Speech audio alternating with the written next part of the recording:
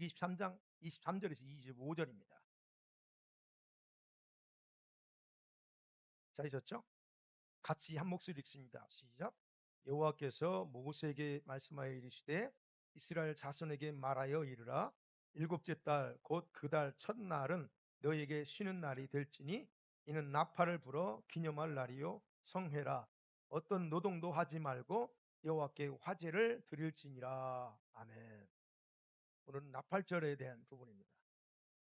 자, 지금 세상은 여기저기에서 예전에 보거나 듣지 못했던 희한한 일들이 많이 생깁니다. 아무 죄 없는 사람 암살하든 하지도 않나. 그냥 테러를 하지 않는 별의별 일들이 많습니다. 그 중에서 정치적으로 보면 여러분 아시아나 유럽, 북미 할 것 없이 정치권에서 정상적입니까? 다 미쳐 돌아가고 있어요. 왜 그럴까요? 예전에 안 그랬는데. 경제적으로는 어떨까요? 세계 경제가 마치 죽음 직전에 있는 사람처럼 절망적입니다. 사회적으로 어때요? 지진 전쟁으로 인해 지구촌은 굉장히 망가져가고 있다는 걸 우리 잘 알고 있고, 문화적으로 어떻습니까? 지금 문화적으로 어때요? 귀신을 좋은 친구처럼 미화시키는 영화들이, 애니메이션이 나와서 아이들의 정신과 의식을 다 사로잡습니다. 한국 케이팝을 모토로 한 그 뭐 있죠? 네? 그게 여러분 좋은 영화입니까? 여러분 혹시 그거 본 거 있어요? 보신 분들 있어요? 케이팝이라고 해서 그 얼마나 그 사탄적인데 그거를 아이들 보게 하면 안 돼. 그런 거, 이런 거. 어찌됐든 이렇게 해서 과학 미화시켜요. 그리고 청소년들을 미디어에 의해 가상세계에 심취하게 만드는 SNS를 더욱 활성화시켜서 아이들을, 젊은 청년들을 그냥 혼미하게 만들죠. 과학적으로는 어때요? 과학적으로는 하나님의 영역을 넘보는 4차 영역 또는 4차 산업혁명으로 적그리스도의 운영체계, 지금 적그리스도의 등장을 위해서 준비하는 그런 시스템이 거의 지금 완료되고 있는 시대입니다. 언제 이렇게 배식하는 거예요? 이처럼 급변하는 세상을 우리 기독교인은 어떤 관점으로 또 어떻게 역사를 해석해야 되냐 하는 거예요. 여러분, 세상 역사를 해석하는 방법은 두 가지예요. 세상 역사학자들이 하는 거하고 우리 기독교 역사 해석 방법이에요. 여러분, 세상의 역사학자들은 어떻게 합니까?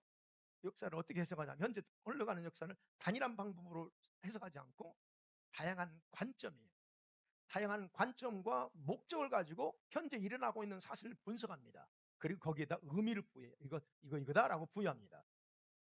그 세상 역사학자는 그래요. 그런데 성경에서 역사 해석은 다른 게 없습니다. 하나님께서 정해진 틀에 근거해서 해석하고 거기에 의미를 부여합니다. 그 프레임이 뭐냐는, 틀이 뭘까 하는 거예요. 그리고 또 하나 있습니다. 역사를 해석하는 데 있어서 또 하나 성경에서 중요하게 강조하는 것이 하나 있는데 그 숫자입니다. 그게 7입니다.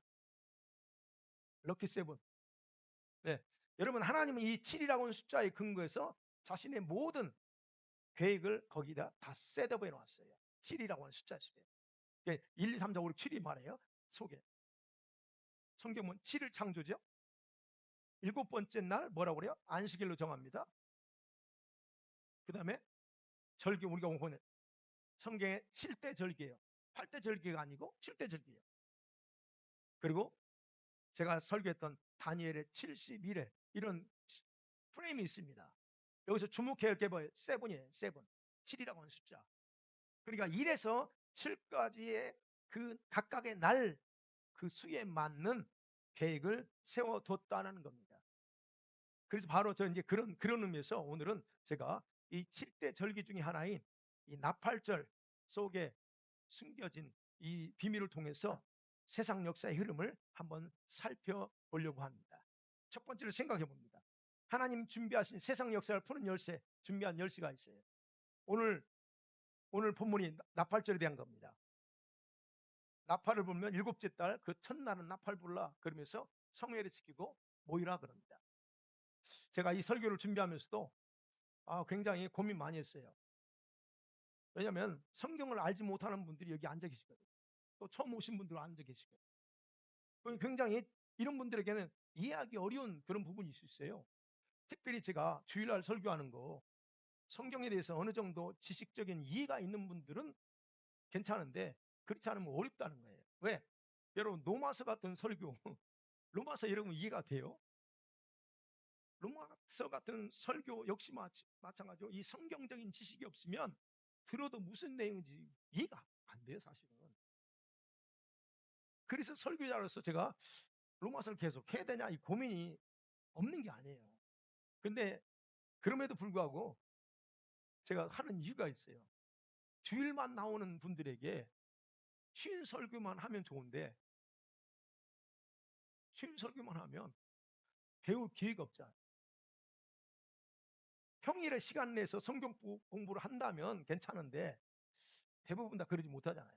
바쁘고 일하고 하다 보니까 짬을 내서 공부하기가 쉽지 않기 때문에 이걸 어떻게 해야 되냐 제가 고민합니다. 물론 이게 성경을 잘하는 분들은 또 이해하기 쉽고 재밌을 수 있어요. 그래서 참 오늘도 제가 설교하면서 준비하면서 이거 나팔절이네 안식년이네 뭐 이게 하면 이게 이해가 될까 예, 고민했어요. 예.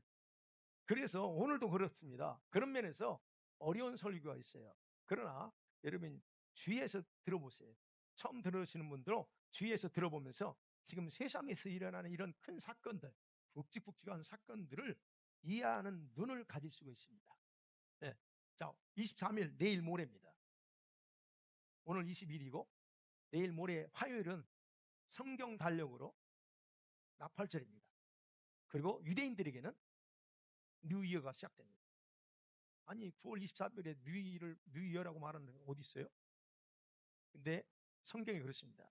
그럼 왜 이런 달력을 사용하게 되었을까? 왜 이스라엘은 이 달력을 가지고 지금도 살고 있을까? 이건 우리가 아는 것처럼 출애굽 스토리에서 우리가 알고 있죠. 찾습니다. 하나님께서 이스라엘 백성들을 출애굽시킬 때에 유월절 제도를 만들죠. 그게 우리는 지금 이제 그레고리 원력으로 3월에서 4월 사이였어요. 네. 제도를 만들죠. 그리고 유월절이 있는 그때 이집트의 표현방법 아비볼, 나중에는 바벨론식 표현으로 니산월입니다. 그래서 그 유월절을 했던 그날을 첫 달로 하라 그래요. 이 날이 너희들이 1월 달이다라고 하는 거예요. 그래서 이때부터 유대인 달력은 새롭게 시작되는 겁니다. 그리고 나서 바벨론의 이스라엘 포로로 잡히죠. 성전이 다 파괴되고 바벨론 포로 잡혀갑니다. 그때 바벨론에서 살던 이스라엘 사람들이 거기서 바벨론식 표현을 해요. 아까 말씀 니산이라고 표현해요. 아비벌이 아니에요. 바벨론식으로 부르면서 과거에 지켜왔던 그런 어떤 그 달력들을 이제 7월에 해당된 티시리라고 표현합니다. 그래서 오늘까지 그들은 그렇게 지키고 있습니다. 그거 한번 보여주세요. 저기 보세요. 제일 밑에 있는 게 니산입니다. 이때 3월 4월이에요. 그리고 이때 6월줄 잡죠. 그때 1월 첫 달, 그 다음에 두 번째, 세 번째, 네 번째, 저 빨강 위쪽에 티시리 일곱째 달입니다. 근데 일곱째 달 12달이 지나야 우리는 뉴이잖아요. 근데 그러지 않아요. 7달부터 다시 그들은 뉴이어로 시작한다는 거예요. 세상 달력은 12달이에요. 근데 하나님의 달력은 7개월째 그 은혜를 뉴이어로 정했다는 거예요. 여러분 우리가 저 절기를 아는 것처럼 6월절과 6월절 7대 절기 있잖아요. 6월절, 무교절, 초실절은 거기에 뭔 의미가 있어요? 예수님의 죽으심과 부활을 그 절기에다 딱 세대부에 나왔어요. 하나님이. 그 다음에 오순절 있죠? 오순절은 뭐예요? 거기에 예수님이 오시고 나서 그러니까 승천하고 나서 성령 강림이라고 하는 계획을 딱 세대부에 나왔어요. 그 다음에 이제 가을 절기된 오늘 내일부터 모레부터 시작되는 나팔절, 그 다음에 염키푸르 대속제일, 그 다음에 장막절 초막절입니다. 이 장막절 초막절 근데 이 절기 들어가기 전에 먼저 나팔절이 시작돼요. 그 나팔절은 새로운 한 해를 시작하면서 예수 그리스도의 재림과 함께 새로운 천년 왕국의 시대가 열리는 것을 알도록 거기에 딱 하나님의 계획을 셋업해 놨다는 거예요. 이걸 가지고 모형론적 설교라고 또 해석이라고 말합니다. 이게 바로 하나님은 이 절기들을 근거로 해서 예수님을 이 땅에 보내셨고 예수님을 죽이셨고 부활케 하셨고 그리고 이 절기에 따라서 재림을 통해서 이제는 구원을 완성하실 거라는 거예요. 그래서 일곱 절기는 무시해서는 안 되는 겁니다. 우리들은 왜 이런 시스템으로 정했는지 이해할 수는 없어요. 인간이 이해할 수는 없습니다. 그러나 하나님께서 그렇게 정해 놓았기 때문에 이것을 부정하기보다는 이걸 사실은 절기를 인정하지 않는 목회자들이 굉장히 많습니다. 안타까운 거는. 네. 근데 절기를 인정하지 않으면 해석이 안 돼요. 어찌됐든. 그러니까 이렇게 정해놨기 때문에 이걸 부정하기보다는 오히려 절기에 대해서 정확하게, 예, 정확하게 확인해보고 이해하는 것이 중요한 자세다 하는 거예요. 자, 7대 절기들은 열쇠라고 그랬습니다. 그 열쇠, 하나님의 구속의 역사를 이해하는 중요한 열쇠가 일곱 절기예요. 그러면서 동시에 거기에 세상의 역사를 풀어내는 열쇠가 일곱 절기인데 그 중에서 어떻게 해요? 나팔절이에요. 남은 세상의 역사가 어떻게 돌아갈까요, 여러분? 우리가 지금 여기 25년도 9월달이 있습니다. 그럼 앞으로 30년까지 또는 40년까지 역사는 어떻게 될까요? 여러분 알 수 있는 방법이 남아있는 역사는 성취되지 아니한 나팔절, 대속제일, 장막주를 중심으로 하나님이 이끌어가신다는 거예요. 시간은 똑같이 흘러갑니다. 그러나 그 속에서 시대마다 일어나는 사건들은 바로 이 절기의 근거에서 일어날 것이고 거기에 따라 해석이 된다는 거예요. 그래서 이 세 절기 중에서 중요한 게 나팔절, 네, 트럼펫이에요. 왜냐하면 나팔절이 시작되면서 새로운 한 해가 뉴이어가 시작되고 그러면서 동시에 하나님께서는 그때마다 새로운 일들을 세상에 행하셨거든요. 그래서 중요한 거예요. 그리고 그런 일들은 항상요, 나팔절이 지난 후에 1개월이나 2개월 전후에 하나님이 뭔 일을 행하십니다. 그래서 여러분 세상에서 발생하는 굵직굵직한 큰 전쟁이나 어떤 뭐 전염병이나 이런 것들은요 대부분 다 성경 달력, 즉 나팔절이 지나고 나서 일어났다는 것을 조사해 보면 알아요. 역사적으로 멀리 가지 말자고. 예를 들면 우리 코로나가 언제 생겼어요? 2019년도에 생겼어요. 팬데믹이라고 선언하는 건 1월 달이에요. 그러면 코로나가 발생한 시간 11월이었어요. 그해 나팔절이 9월 29일이었습니다. 그러고 나서 코로나가 떠지요. 이게 우연이라고 생각합니다. 그렇지 않다. 러시아하고 우크라이나 전쟁이 언제 일어났죠? 22년도 2월 24일에 일어났어요. 그런데 사실은 실제로는 21년 10월부터 러시아는 이 나토나 또는 미국이나 이 우크라이나가 돈바스 협정을 깨버리기 때문에 가만히 있을 수 없어요. 그래서 사실은 10월부터 러시아는 군대 공원령을 딱 내려놓고 만반의 준비를 다 하고 전쟁을 하면서 이것들 다 하려고 했어요. 근데 미국이 중재하면서 계속적으로 이렇게 하다가 결국 실패하니까 안 되니까 미국이 배반했죠. 안 되니까 그냥 바로 2월 달에 공격해버린 겁니다. 사실은 10월 달에 이미 그렇게 일어날 걸 막았던 거죠. 그러면 하마스 테러는 언제 일어났습니까? 23년도 알죠? 10월 7일. 10월 7일 맞죠? 여러분 그때 23년도 나팔절이 지나고 한 달도 안 되는 상황에서 일어나요. 여러분 이 세 가지만 제기가 했지만 이런 여러분 큰 사건들은 우연히 발생하는 게 아니라는 거예요. 우연히 발생하지 않고 하나님의 이 절기의 근거에서 일어나. 그럼 보세요. 일반적으로 사람들은 세상에서 발생한 이런 전쟁이나 기근이나 또는 지진 등은 매년 일어나는 자연적인 현상이라고 생각합니다. 그렇게 생각해요. 그러나 성경은 절대로 그렇게 말하지 않습니다. 우연히 일어나는 게 아니고 오히려 그런 일들은 세상의 종말, 세상의 종말과 깊이 연관되어 있는 일이다라고 기록하고 있어요. 여러분 지진에 대해서 한번 검색해 보세요. 지진이 요즘 들어서 얼마만큼 빈번하게 일어나고 그 지진의 강도가 얼마만큼 세지고 있는지 급속도로 지금, 예, 제가 지난주에 말씀드렸죠. 지난주에 캄차카반도에서 7.8 지진이 일어났어요. 비상 걸렸었어요. 이게 예전에 없었던 일이 계속 가속화되고 있는 게 왜 그러냐? 그냥 일어난 게 아니라는 거예요. 예. 그래서 역사를 푸는 열쇠는 이 나팔절 속에 일단 있다는 거예요. 그 다음에 두 번째는 이 나팔절 속에 담겨져 있는 중요한 의미가 있습니다. 우리가 성경 달력으로 5786년에 해당됩니다. 물론 사람들이 히브리 달력이라고 말하지만 히브리 달력은 성경에서 나온 거예요. 그래서 저는 성경 달력이라고 말합니다. 그리고 유대인 그 달력에는 항상 히브리 알파벳을 표기합니다. 알파벳 연도를 표기하는데 그 알파벳은 여러분 아는 것처럼 히브리의 알파벳은 다 뜻이 있어요. 1, 2, 3, 4 우리는 가나다를 할 때 뜻이 없지만 히브리 단어에는 알파벳은 다 뜻이 있습니다. 올해 알파벳이 히브리어로 넘겨주세요. 넘겨보세요. 히브리 알파벳으로 바브입니다. 와우라고 하지만 오늘 현대식으로는 바브라고 그래요. 그 알파벳 이 올해가 저 단어예요.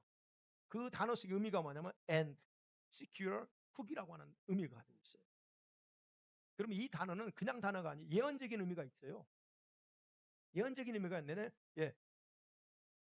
divine connection, 거룩한 어떤 연결이 있고 reformation 이라고 해석하기도 합니다. 그리고 하늘과 땅을 연결하는 훅의 고리라고 그렇게 말합니다. 올해가 그렇게 된다라고 얘기를 합니다. 그리고 나죠. 그 바브에는 end라는 단어가 있어요. end? 왜 저게 무슨 의미일까? 그렇죠. end 또는 훅이라고 하는 것을 말하는 게 뭐냐면 하늘과 우리 인간의 영역 사이의 통로가 이게 연결돼 커넥션 돼 가지고 하나님의 약속의 말씀이 땅에서 우리 지상에 흘러내려온다. 하나님의 계획이 이 땅에 실현되어 나간다는 그런 의미가 있는 거예요. 그래서 이런 하늘의 계시를 땅에 가져오기 위해서는 때로는 우리 성도들의 참여가 필요합니다. 하나님이 성도들을 통해서 일합니다. 근데 아무나 하지 않고 그분과 커넥션 있는 종들이나 성도들을 통해서 일하시고, 그러면 이럴 때에 하나님 이런 일을 하실 때에 거기에 참여한 성도들은 놀라운 영적인 변화를 경험하게 되고, 아니면 주님과 더 깊은 연합 속에 들어가거나, 아니면 더 이렇게 새로운 어떤 성장의 단계로 들어가는 그런 의미가 있어요. 교회적으로도 마찬가지입니다. 교회적으로는 이방인, 유대인, 원리맨이죠. 이거 원리맨이 돼야 되는데 이것이 더 가속화된다는 거예요. 올해보다 더 내년도는 더 이방인과 유대인이 더 하나 되는 일들이 일어날 거예요. 근데 여러분 그것이 잘 모르지만 이스라엘 가보면 알아요. 이스라엘 가보면 이방인 교회들이 얼마나 이스라엘 찾아와서 이렇게 연합하자고 하는지 가보면 압니다. 그런 일들이 올해는 5786년은 더 가속화된다. 그러면서 동시에 하나님의 임재가 하나님의 초자연적인 일들을 더 활성화시켜서 교회 안에서 우리 성도들이 경험할 수 있다. 그런데 아무나 안 되겠죠. 이 일에 대해서 알고 기도하고 또 하는 분들한테 주님이 경험시키겠죠. 그래서 이렇게 교회 안에서 이런 일을 성령께서 하실 때 잠자는 성도들이 깨어나고, 그리고 기도하면서 하나님 일하심을 기다리는 성도들은 이제는 그걸 경험을 통해서 하나님께 또 어떻게 적극적으로 나가겠죠. 그리고 하나님 나라를 위해서 재정렬이 가능해지는 그런 영적인 움직임이 있을 거라고 하는 게 바로 이 단어 속에서 가지고 있는 영적인 의미다. 그래서 이렇게 되면 커넥션이잖아요. 디바인 커넥션이 되면, 그 다음에 이 훅이잖아요. 고리잖아요. 그럴 때면 뭐가 연결되겠냐고요. 하나님과 또는 하나님의 뜻과 성도들이 하나로 이렇게 뭉쳐서 성도들은 거기에 따른 어떤 일을 하게 되는 일들이 발생한다는 거예요. 여러분 창세기에 보면 야곱이 바다나로 도망가잖아요. 가다가 베델에서 뭘 봐요? 잠자는데 꿈에 뭐가 왔다 갔다 해요? 사닥다리 있는데 거기 천사들이 왔다 갔다 합니다. 밑에 있는 천사들이 위로 올라고 위에 있는 천 밑으로 내려와요. 이게 뭐예요? 연결고리예요. 하늘과 땅이 연결된 거 베델이에요. 그런 것처럼 이런 의미가 내년도에 된다는 거예요. 그러니까 이런 상황에서 이 과거에 잘못된 그 사고방식, 이런 사고방식을 전환해야 돼요. 새로운 사고방식으로 필수적으로 바꿔야 됩니다. 그래서 저와 여러분의 신앙생활 패턴이나 우리 사고방식 패턴 지금 거 가지고 가면 안 된다는 거예요. 바꿔야 된다, 하나. 네. 가치관도 바꿔야 돼요. 그래서 그렇게 될 때 우리 성도들은 하나님의 거룩한 뜻과 정체성을 가지고 이제 재정렬하는 그런 일들이 발생할 거다. 자, 이렇게 될 때 여러분, 하나님의 시큐어, 이게 교회와 성도들에게 임한다는, 이것이 일반적으로, 이건 제가 하는 게 아닙니다. 이거는 히브리 메시아닉 주들이 우리보다 더 잘 알잖아요. 거기에 담겨진 거, 그분들이 해놓은 걸 제가 여러분에게 이건 소개하는 겁니다. 바로 여기에 예언적인 의미가 이거다 하는 거예요. 자, 근데 이건 좋은 겁니다. 긍정적인 것만이 있습니다. 그런데 동시에 하나님은 이 세상 역사에 비극적인 일이 일어나도록 허용할 것이라는 걸 우리가 아셔야 된다. 그 비극적인 일들이 허용하실 시기로 우리는 들어가고 있다는 거예요. 조금 부정적인 사건들과 연결됩니다. 부정적인 본 거 아니에요. 그 사건들은 대부분 다 요한계시록 6장에 기록된 재앙과 직결되어 있습니다.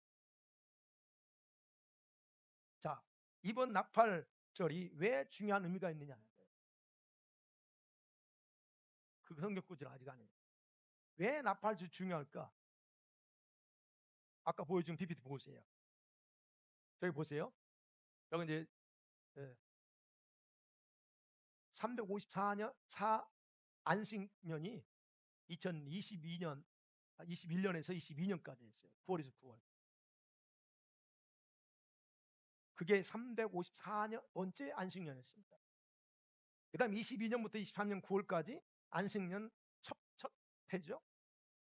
그 다음에 23년부터 24년 9월까지 두 번째 해였어요. 여기 써놨습니다. 그 다음에 24년부터 올해 29월까지가 세 번째예요. 그 다음에 이제 오늘 9월 이후부터 어떻게 해요? 25년부터 26년까지는 네 번째 나팔절, 그러니까 네 번째에 해당되는 나팔절이 지금 시작되는 거예요. 지금 제가 왜 이거를 중요하게 강조하는 거예요? 여기에 의미가 있기 때문에 제가 얘기해요. 그 다음 거 보여주세요. 의미가 왜 무냐하냐? 음악 악보에 여러분 음악 잘 알든 모르든 옛날 들어보셨을 거예요. 악기를 점점점 세게 연주하라는 기호가 있습니다. 그 기호가 뭔지 아시죠? 크레센도입니다. 크레센도. 여러분, 크레센도는 처음 시작은 조용히 잔잔하게 시작하다가 소리의 그 강도를 그 기호가 표시된 부분에서부터는 서서히 가중시켜서 더 강한 소리를 내라고 하는 음악 용어입니다. 그죠? 그렇게 표기하는 이유가 뭘까요? 작곡가들이 왜 표기해요? 그 음악에 긴장감을 더 주고, 그러면서 감정을 고조시키고, 그리고 웅장하고 극적인 표현을 하기 위한 효과를 내기 위해서 그러는 거예요. 그래서 크레센도를 하는 거예요. 제가 왜 이번 나팔절이 중요하냐 할 때 바로 이 크레센도라고 하는 기호로 저희가 설명할 수 있습니다. 여러분, 21년부터 22년도가 안식년이라고 했어요. 그럼 다음 안식년이 제가 써놨죠. 안식년이 되기 전에 하나님의 일하시는 긴장감이 현재 중간 정도에 해당되는 5786년에 시작되는 2026년도에는 올해보다 더 강력하고 세상을 놀라게 할 사건들이 터져 나올 시기라는 거예요. 지금까지 여러분 세상에서 일하는 사건들을 근거로 보면 나팔절 이후에 큰 것이 왔다. 그걸 예상할 수 있다는 거예요. 어떤 예상일까요? 다른 전쟁이 생길 수 있습니다. 전염병이 올 수 있습니다. 그래서 이것이 온다면 세계 경제는 더 크게 타격을 입을 거예요. 그리고 계시록 6장에서 여러분 네 번째인에 등장한 페일홀스가 있습니다. 네 번째 등장 페일홀스. 거기에 보면 경제 다 물렸어요. 경제, 그 다음에 여러분 전쟁, 전염병, 이런 것들을 통해서 온 세상이 최악의 상태가 될 거다라고 그렇게 기록하고 있는데, 이제 그 시점의 시작이 어디냐? 바로 5786년, 지금 2026년 낙발절 이유가 시발점이 될 수 있다는 거예요. 제가 그럼 왜 이렇게 해석할까요? 해석하는 이유가 있어요. 그냥 하는 게 아닙니다. 그게 바로 다니엘의 72레를 해석해 보면 거기에 근거에 나와요. 그러면 우리가 어느 시점에 살고 있느냐는 거예요. 예언이 성취될 중간 지점에 살고 있습니다. 앞에서 잠깐 언급했듯이 세상 역사는 우연히 돌아가는 게 아니고 하나님이 정하신 사이클, 그 주기에 따라서 움직입니다. 그게 절기라고 했죠. 그다음에 7자, 7 숫자. 그 주기가 연도의 날짜로 보면 7일인데 연도의 관점에서 보면 안식년이에요. 성경에서 연도의 관점에서 보면 하나님은 일주일에 7일째 날을 안식일로 정했죠. 그러면 7년째 되는 해를 안식년, 우리가 알고 있는 것처럼. 그리고 그 안식년이 7번 지난 다음에 뭐가 돼요? 주빌리, 희년이 정했어요. 왜 주님이 이런 프레임에 근거해서 제도를 만들었을까 하는 거예요. 하나님은 이렇게 숫자 7을 중심으로 모든 것을 풀어나가고 계신다는 거예요. 이 부분에서 여러분이 정확하게 아셔야 돼요. 자, 그런데 7번째 해에 해당되는 안식년의 중요한 이유는 뭐냐? 바로 제가 말씀 다니엘의 71회 이 설교는 저한테 몇 번 들었기 때문에 또 안 할게요. 나중에 기회 되면 하겠습니다. 71회 열세기 때문에 그래요. 안식년이요. 제가 그랬죠? 354번째 안식년이 21년 22년이었어. 그 다음에 다음 안식년이 해당되는 연도가 언제예요? 그러면 보세요. 한 일에는 7년이 아니고 안식년이라니까. 7번째 해당되는 안식년. 그래서 355번째 안식년이 몇 년 남았어요? 4년 남았어요. 이게 뭐 4년 남았다고 해서 뭐가 이게 아니고 지금 제가 이걸 이해하기 쉽게 설명하는 거예요. 그러면 봐요. 우리는 안식년과 다음 안식년에 어디 있어요? 중간 지점에 있다는 거예요. 지금 중간 지점에 해당되는 26년도를 향하고 가고 있어요. 그러면 이것은 역사의 흐름을 억지로 제가 하려고 하는 게 아닙니다. 제가 깨달은 주님 풀어준 다니엘 72일의 의미가 그걸 말해주기 때문에 저는 다시 여러분을 설명하는 거예요. 그래서 여러분 성경에 기록된 예언은 모호한 게 아닙니다. 매우 정확합니다. 그것을 푸는 열쇠를 발견하지 못하니까 긴가민가 오해지는 거예요. 열쇠를 발견하니까 답이 정확해요. 그래서 제가 죄송하지만 자신 있게 여러분한테 설교하는 이유 중에 하나가 바로 이 답을 찾았기 때문에요. 키를.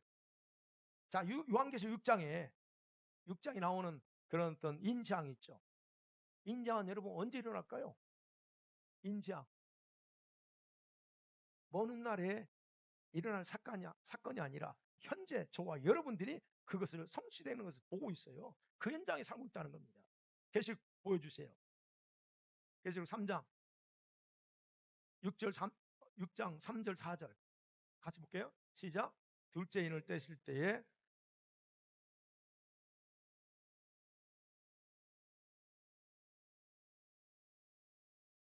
병을 서로 죽이게 하고 또 그는 칼을 받았더라. 자, 이 예언의 말씀이 여러분 어떻습니까?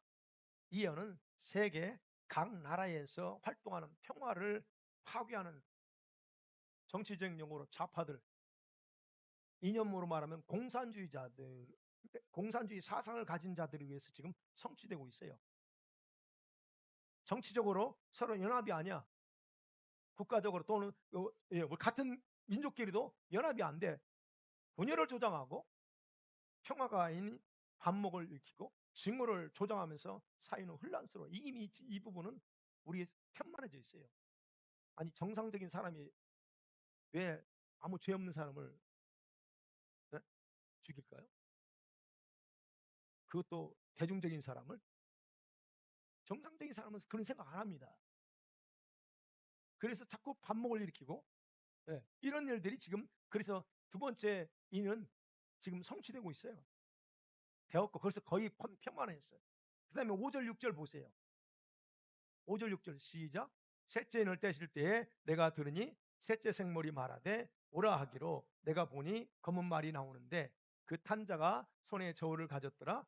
내가 내 생물 사이로부터 나는 듯한 음성을 들으니 내 한 데나리온에 밀 한 대요 또 감람류와 포도는 해치지 말라 하더라. 자, 이 말씀은 어떻게 해요? 경제입니다. 건말, 경제 공황입니다. 세계 경제가 흔들림을 통해서 지난번에 팬데믹뿐만 아니라 러우가 전쟁하면서 더 이제 경제가 어려워졌죠. 이런 흔들림을 통해서 생기는 물가 폭동이에요. 물가는 더 폭동할 겁니다.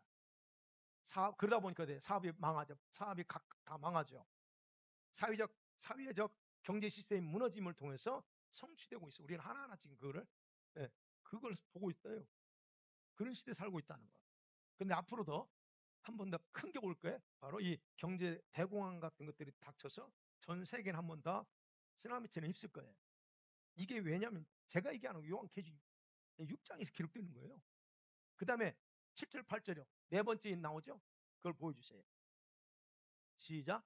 넷째 인을 떼실 때에 내가 셋째 생물의 음성을 들으니 말하되 오라 하기로 내가 봄에 청황색 말이 나오는데 그 탄자 이름은 사망이니 음부가 그 뒤를 따르더라. 그들이 땅 4분의 1의 권세를 얻어 검과 흉령과 사망과 땅의 힘승으로서 죽이더라. 이게 아직 안 되고 있어요. 이런 일이 발생하면 안 되는데 지금 넷째 인을 떼면 이런 일이 발생한다고 해요. 그러면 이거는 한꺼번에 일어납니다. 근데 그래서 이게 두 번째, 세 번째 인에 같이 이게 섞여 있어요. 그럼 이 예언의 말씀 제가 1, 2년 안에 이루어질 수 있다는 거예요. 그래서 제가 이게 중간 지점에서 보세요. 저 영어로 써놨어요. 중간 지점에서 지금 어떤 일이 장차 이게 크레센도가 될 거냐는 거예요. 지금 그래서 올해 나팔절이 그래서 제가 중요하게 얘기하는 겁니다. 그래서 앞에서 말한 것처럼 이제 이런 시점에서 급속도로 이게 더 생기면서 세계는 다시 한번 진동할 거다. 물론 그건 언제인지 모릅니다.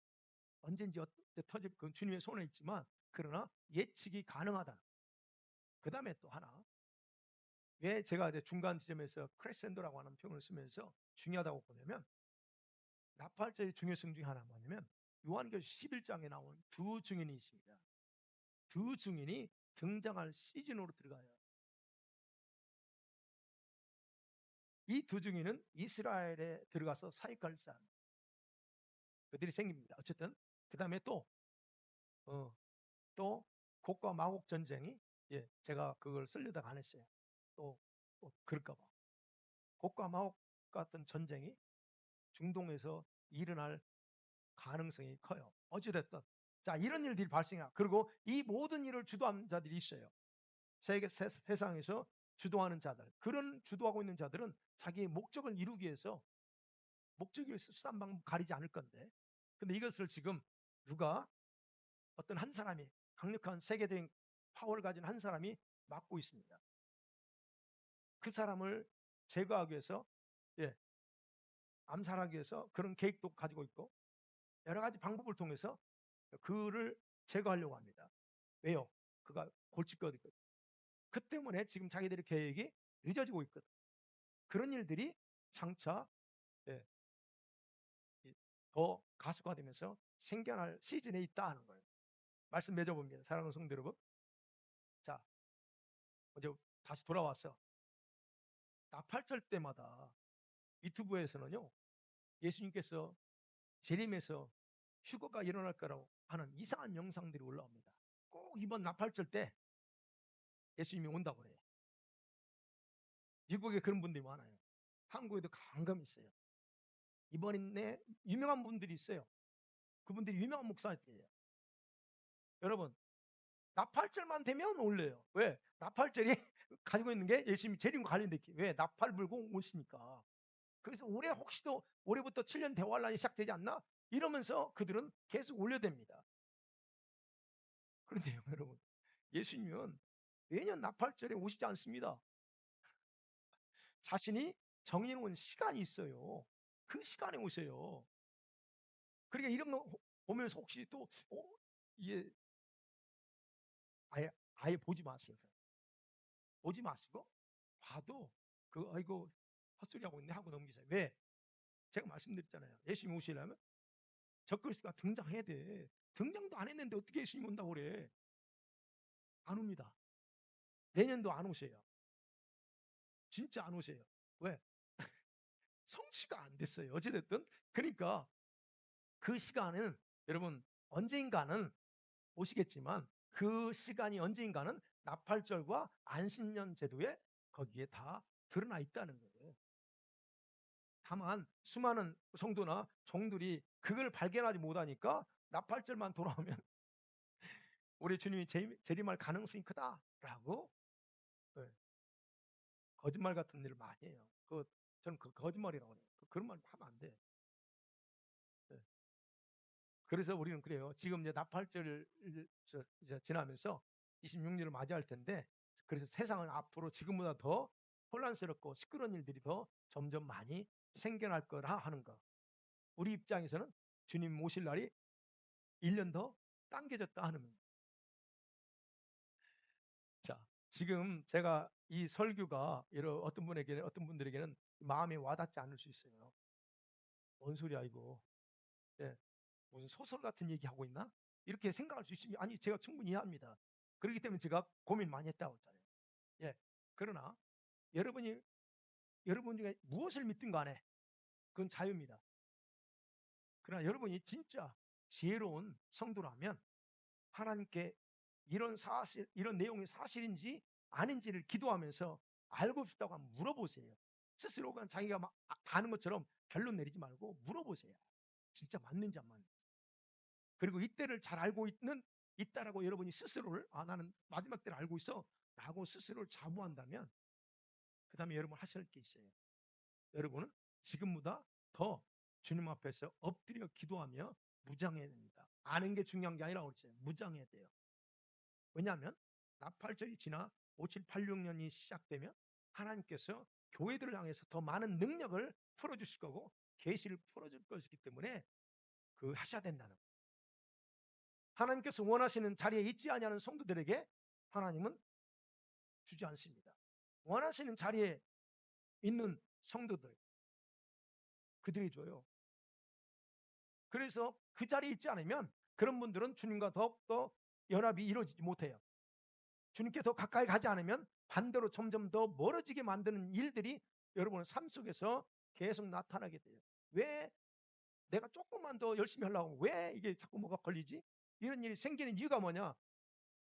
일이 더 많아져요. 그래서 얘기하는 거예요. 그렇기 때문에 그런 일이 당하기 전에 여러분이 먼저 하나님께 더 가까이 가세요.